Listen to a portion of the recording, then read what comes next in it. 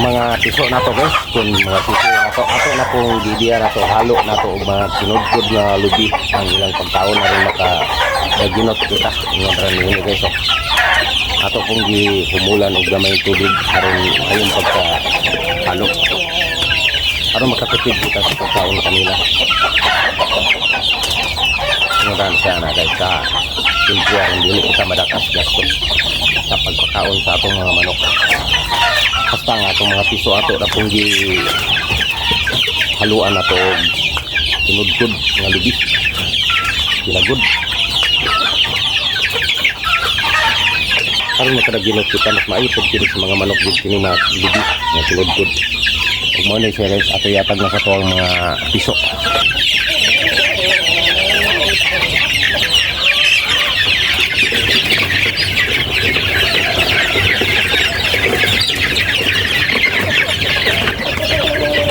Karon sa atong mga piso nga gatubo ato pong ginislan ato tinudkod nga lubi.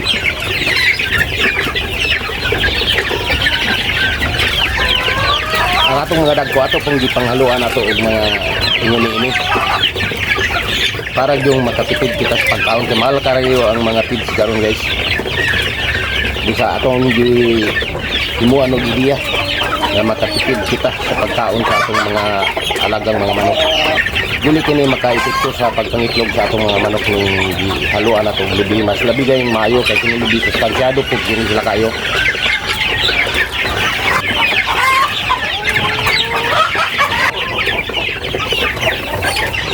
O kini sila mga booster gyapon kini sila sa ato ra gihalo kay piso pa man siya.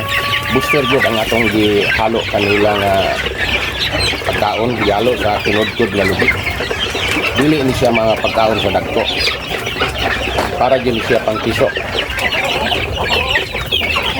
Ato po silang gibayin-bayin og mga pakananan nila aron dili sila magduot sila daot po sila magduot ngay tungod nga nagadagko ng sila sa kabulan na sila mga piso abe o sa duha ka bulan ni dagko na kay mga manuka kay dalagkuan man sila mga rodailan.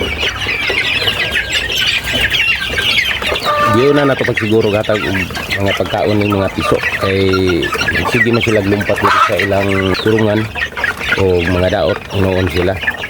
Usa pa nato sila pagkaonon ni ato ang mga dagko.